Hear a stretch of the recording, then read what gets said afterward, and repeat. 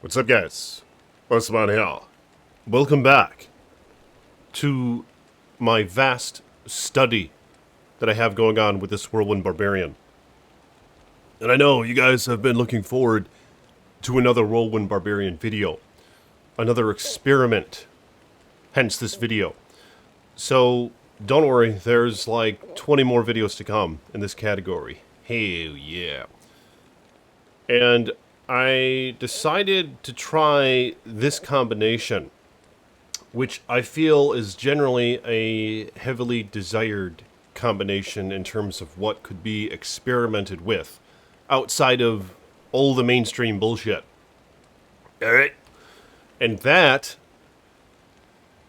includes these dual upped ethereal headstriker swords. So I'm going to put a Zod in both of these. And as you can see here, 285 max damage. And they both have over a 100% chance of deadly strike. So I don't need High Lords. So instead of High Lords, I have Angelics. And one Angelic's ring. Unfortunately, I still need some mana leech somewhere. So I ended up putting on this mantled heal. And what I have along with those items is once again a Fortitude, and I put a Charm Rune in my Ariots, and I almost have max res. Well, I do have 75 to all, at least, and almost have this capped out. So I put a Charm in the Ariots, I have Laying of Hands gloves, and I have Go Rider boots. So let's see how well this little thickie can fare. And as you can see here, the damage isn't all that impressive on screen, but I think it's going to be maybe rather impressive considering how low these numbers are. Partly due to the high chance, or the 100% chance of deadly strike. But in addition to that, he's using a weapon in each hand. So he's going to hit pretty much twice as frequently, alright? What they did is, Vicarious Visions did a damn good job here in terms of ruining more shit, because now a weapon in each hand is pretty much the end game for Whirlwind, and the two-handers are just absolute trash. I've tried a lot of these combinations, and I know a lot of you guys have been lighting up the comments with all sorts of things in regards to the cap of attacks per second frames or whatever when you're using a two-handed weapon. So it just seems that, in general, a weapon in each hand is pretty much the end game, which one of you mentioned as well, how what these geniuses did is they actually made Grief even more desirable now with this change, because Grief, of course, excels as a one-handed weapon, and the only thing to compete with it in the past was maybe a top-end two-handed weapon, which generally still even wasn't as good, but they could at least compete with it.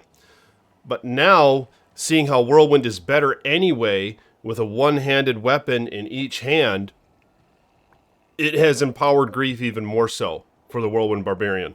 So that's what these geniuses behind Vicarious Visions have done. And hell yeah, it's fucking godly. I mean, look at that, I just wiped out them motherfuckers. That was actually pretty impressive. So I want to take it to the Frigid Highlands, and we'll see how well he can kill those little thugs there, because what I'm used to is several hits on him. In the last couple combinations that I've tried, I tried an ETH Hellslayer. Oh my god! Holy shit, he's killing all this stuff in one hit. Look at that, Berserk one hit. Oh my god! This is amazing! Are you kidding me? He's killing all this shit in one hit! The impressive thing about the Deadly Strike is it's doubling up on your damage, so you can double the min and double the max. I'm pretty sure the critical strike is calculated separately, but I don't think it can deadly strike and critical strike at the same time. And seeing how you're deadly striking every single time with this combo, it pretty much, it entirely renders this critical strike as useless, unfortunately, to my understanding. And I know someone in the comments is going to act like it's the other way around, but I'm pretty sure that opinion's bullshit. I'm not entirely certain on this, so I'm all for the comments getting lit up on this stuff. So if you guys will, let me know.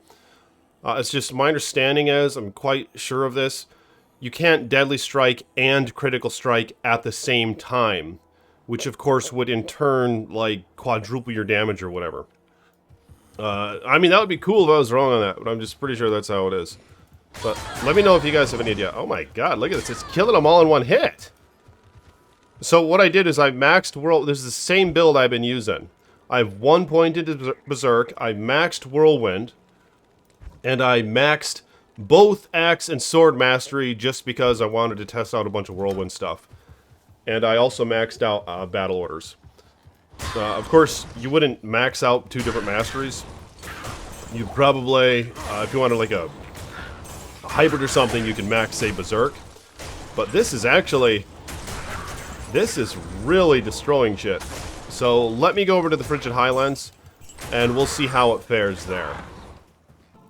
Appreciate you guys supporting me as you have. If you want, you can become a patron or a channel member, and yes, you will be granted many wives if you choose to become one. Now, I know some of you don't want many wives, even though you're probably full of shit when you say that.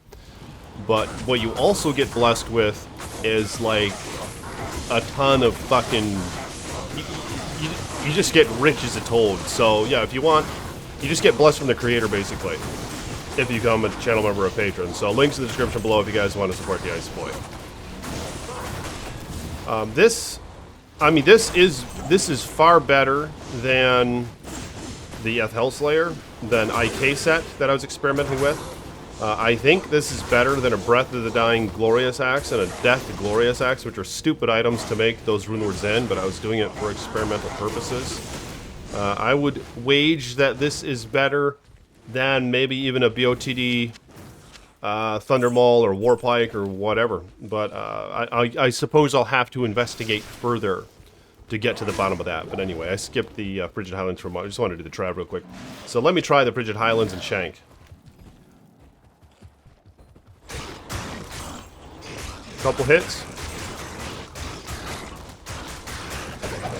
Ooh! Look at that, Ice Blink. This used to be an epic item back in the day. Before LOD came out, you'd have your endgame lance-wielding, rare lance-wielding Whirlwind Barbarians would be wearing this in Hell mode, and they'd just freeze everything they would hit. Look at that, it's deadly striking every time, that's awesome. It's actually, it doesn't seem to be much of a damage difference. What the hell?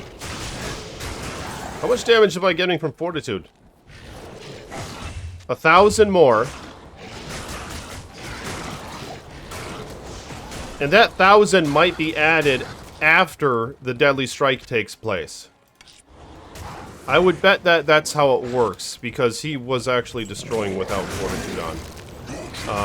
In which case, you might be better off wearing Chains of Honor with the 100 damage to demons and 200 damage to undead with this guy.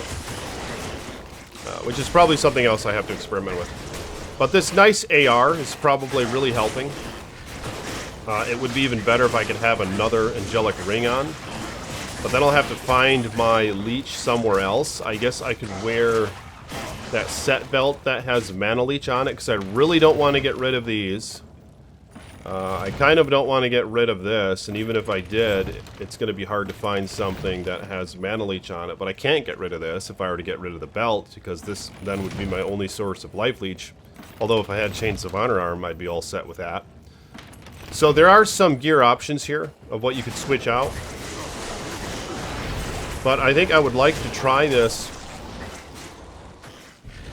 with...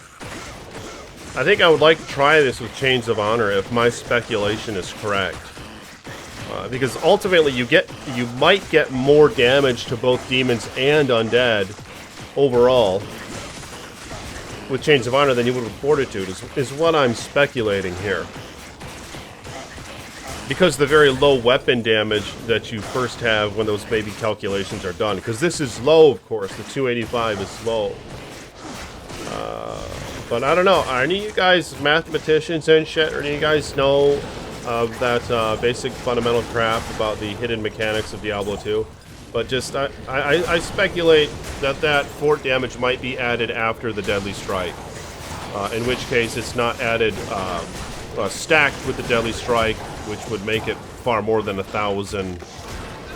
Well, it'd make it maybe 2,000 more damage then, right? I don't know, let me know what you guys think about that, but let me try the Chaos Sanctuary. So if I were to have Chains of Honor on, the Chaos Sanctuary is a place where you're facing all demons and undead. There's nothing other than that. On the way here, you'll face other things. But this might be a good place for Chains of Honor. Maybe I'll pop one on real quick. But you see here, I'm killing those guys in just a couple hits. These guys in maybe 3 hits, 2 hits, 3 hits. 3 hits. Killing those guys in 3 hits, the Venom Lords. And killing the Doom Knights in... shit, 1 or 2 hits. Here's the Oblivion Knight. 1 hit, or 2 hits for each of those. 2 hits for each of those. So let me try the Chains of Honor. We'll see how that compares against Fortitude. I think it might be better here. And this would offer maybe more gear switch-ups. Like I could put on a different helm now, because my res are still all maxed out. You could put on... well, G-Face probably wouldn't be a good example, because it has the Deadly Strike, which you're going to be not taking advantage of at all with this combination of weapons. So I think Ariat's probably is still the one you want to go with. But, yeah, there might be other options. I mean, I don't know. Let me know what you guys think would be a good mix-up with this guy. So let's see how many hits. Well, that's not a good example. Maybe 3 hits with him again. Oblivion Knight. Did I kill that in 1 hit? It's pretty close. Maybe. I mean, I haven't experimented enough yet, but it seems to be... maybe Fort was better. I don't know.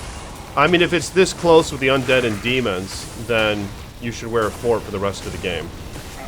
When you're fighting monsters that are non-undead and demon. So yeah, maybe... I think Fortitude is probably still better than this.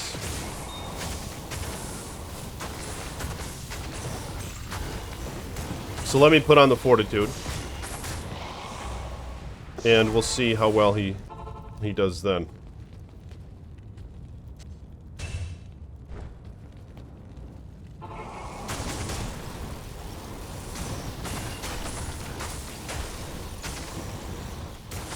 But this is a pretty unique combination, I think. An ETH Headstriker, to my understanding, is a pretty expensive item. And then it's even more expensive if you want to put a Zod in it and actually use it. And up it, of course, which... what does that require? A Pull Rune and something else, so it's not too expensive to do that. So here's the Berserk against a Stone Skin that's immune to physical. Just maybe 5 hits is all it took to kill it. But I don't know, it's kind of a tough call if Fortitude or Chains of Honor is better here. But being as close as it is, it might give you a reason to want to use Chains of Honor for its defensive purposes. Although they both have their pros and cons for defense. The Chilling Armor from Fortitude is kind of helpful. Your defense does work when you're whirlwinding, apparently. But when you're running, it does not. So that's good. So you are taking advantage of the nice Chilling Armor proc while you're whirlwinding.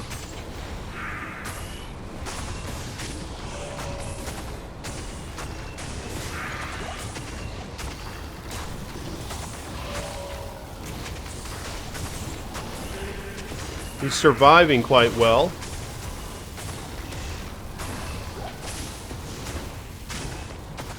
Shit.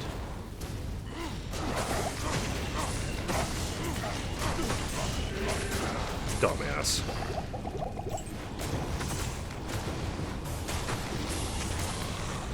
So the build, I'd like to see how it does against dual griefs, maybe. I need to revisit the dual griefs because I think it's probably the best combination, unfortunately. I mean, with grief, on lower monster levels, maybe you could pair one grief with something else, like Last Wish or Beast, and have some fun with that.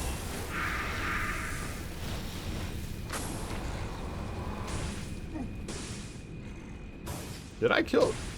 I gotta go get the other seal. I must have missed a seal. So against Diablo, it's probably not going to be very impressive.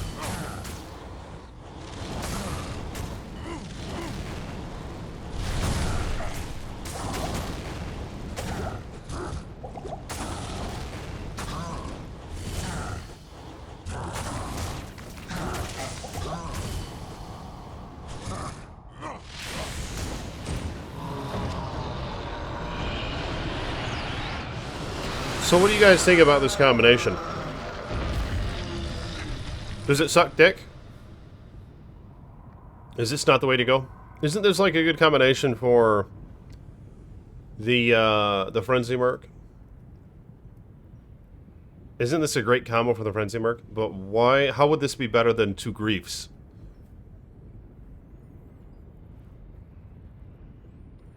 Maybe because the Frenzy Merc doesn't have a ton of modifiers, like what a character does. Like a character has, you know, he has Blade Mastery, for example, which gives 158% enhanced damage at level 27 in this case. And his skill gives a lot of damage, a nice high-level skill. And I don't know. I mean, how would 2 Griefs not be better than this on a Frenzy Merc? Maybe that's the reason. It's because he doesn't have any modifiers. So you want to get a high deadly strike because your damage that you would get otherwise from Grief, that nice 340 to 400 raw damage, just simply isn't modified by anything. Whereas, say it's a 400 Grief, it's a perfect Grief.